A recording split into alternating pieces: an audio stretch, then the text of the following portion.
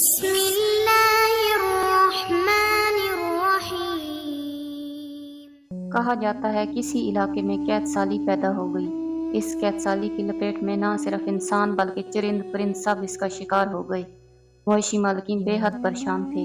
اس دوران ایک مسجد کے مولوی نے جمعہ کے خطبے میں نہایت یقین کے ساتھ یہ بات بتائی کہ اللہ کا نام لے کر یعنی بسم اللہ پڑھ کر دریا کو حکم دیا جائے تو وہ بھی نافرمانی نہیں کرتا۔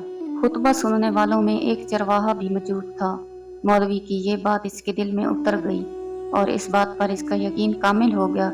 اس نے واپس آ کر اپنی بکریاں کھولی اور سیدھا دریا پر چلا گیا۔ اونچی آواز سے بسم اللہ الرحمن الرحیم پڑھا اور دریا کو کہا وہ اپنی بکریاں چروانے کے لیے دوسرے پار جانا چاہتا ہے اور اس سے کہا مجھے اپنے اوپر سے گزرنے دے۔ یہ کہہ کر اس نے اپنی بکریوں کو لیا اور دریا پر چلتا ہوا دریا پار کر گیا۔ دریا کے دوسری طرف کا علاقہ گھاس سے بھرا ہوا تھا۔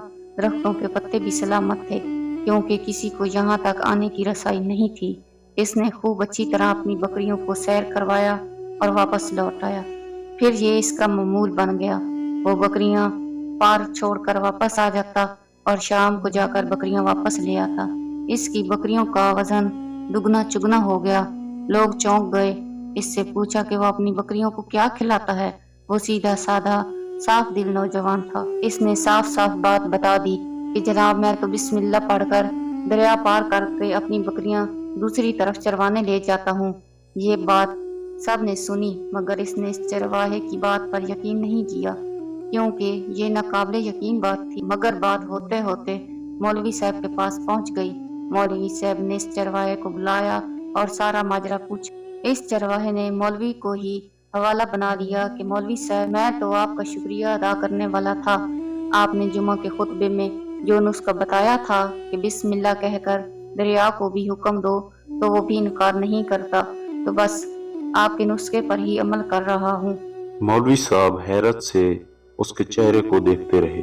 مولوی صاحب نے کہا بھائی صاحب ایسی باتیں تو ہم ہر جمعہ میں کرتے ہیں، فقط ان کا مقصد لوگوں کا ایمان بنانا ہوتا ہے، مگر بکریوں والا ڈٹا رہا کہ میں تو بس بسم اللہ کہہ کر پانی پر چلتا ہوں اور بکریوں سمیت پانی کی پار چلا جاتا ہوں۔ آخر کار مولوی صاحب نے صبح خود یہ تجربہ کرنے کی ٹھانی، جسے دیکھنے چرواہے سمیت پورا علاقہ بھی آ گیا۔ مجمع زیادہ تھا۔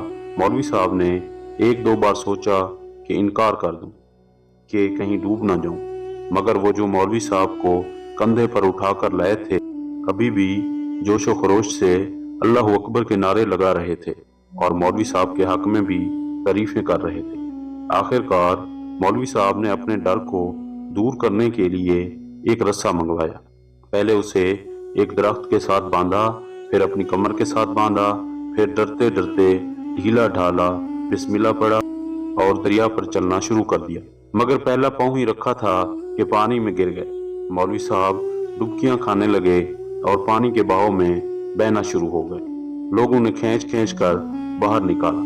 مولوی صاحب کی اس حرکت نے چرواہے کو پریشان کر دیا کہ مولوی صاحب کی بسم اللہ کو یہ کیا ہو گیا ہے، کیونکہ اس کا یہ روز کا معمول تھا۔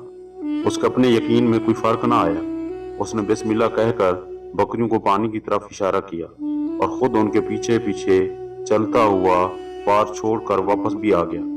لوگ اسے ولی اللہ سمجھ رہے تھے اور اسی کے حق میں نعرے لگا رہے تھے، مگر وہ سب بے نیاز سیدھا سادہ انسان تھا۔ وہ مولوی صاحب کے پاس پہنچا اور کہا مولوی صاحب میں آپ کی بسم اللہ کی تعریف سے کافی پریشان تھا، مگر پانی پر چلتے ہوئے مجھے آپ کی بسم اللہ کی بیماری کا پتہ چل گیا۔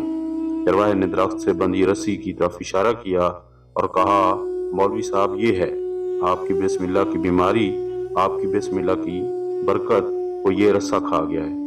آپ کو اللہ اور بسم اللہ سے زیادہ اس رسے پر بھروسہ تھا، لہٰذا اللہ نے بھی آپ کو رسی کے حوالے کر دیا۔